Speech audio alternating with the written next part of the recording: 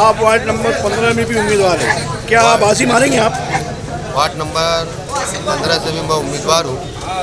मेरे साथ में जमशेद भाई पथरावाला है, रप्पो खजूर की घर वाली है, और हमारी दोस्त पार्टी समाजवादी की जो उम्मीदवार है बबलू कुरैशी की वालदा है।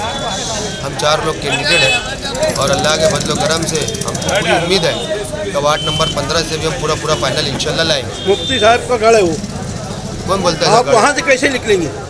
आएंगे, मेहनत करेंगे, ज़रूर आएगा फाइनल।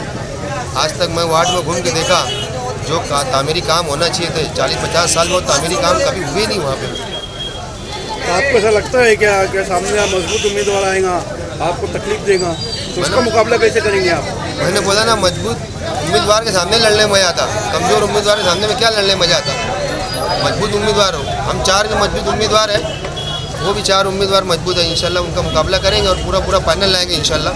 तारीख गवाह रहेंगे इंशाल्लाह। तो ऐसा सुनने में आ रहा है कि अमानत भी आपके साथ रहेगा, सच है ये? ऐसा मालूम पड़ा है, अमानत भाई भी आज़ाद लड़ रहे हैं, उनका भी वेलकम। जितने लोग भी लड़ रहे हैं उनका भी वेलकम। आप जिस वार्ड से उम्मीदवारी कर रहे हैं उस वार्ड के अंदर ज़िला चलता है और आप दोनों ज़िले से ताल्लुक़ नहीं है आपका, तब क्या होगा?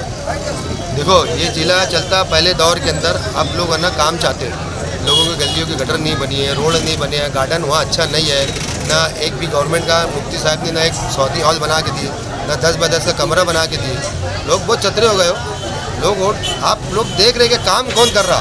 काम करने वाले लोग पसंद करेंगे, नाकारा लोग को थोड़ी पसंद करेंगे। काम करने वाले तो आसिफ साहब भी थे, उनको क्यों शिकस्त पास हुई? वो तो अल्लाह का फैसला था। आपने तामीर की बात की ना, तामीर हम कर, लोग तामीर पर चलो, विकास पुरुष हो, उसके बावजूद भी हमको शिकस्त होने के बावजूद भी आसिफ साहब ने काम करके बताया। आपने देखा जो आसिफ साहब जो इमारत बना रहे, नीट सेंटर की इतनी बड़ी इमारत बना रहे, ऐसे ही बना रहे क्या? और मुफ्ती साहब पे 10 बाय 10 का कमरा तो बता दो यार, 10 बाय 10 का कमरा बता दो, मुफ्ती साहब का फॉर्म ले लूँगा इंशाल्लाह वापस मैं।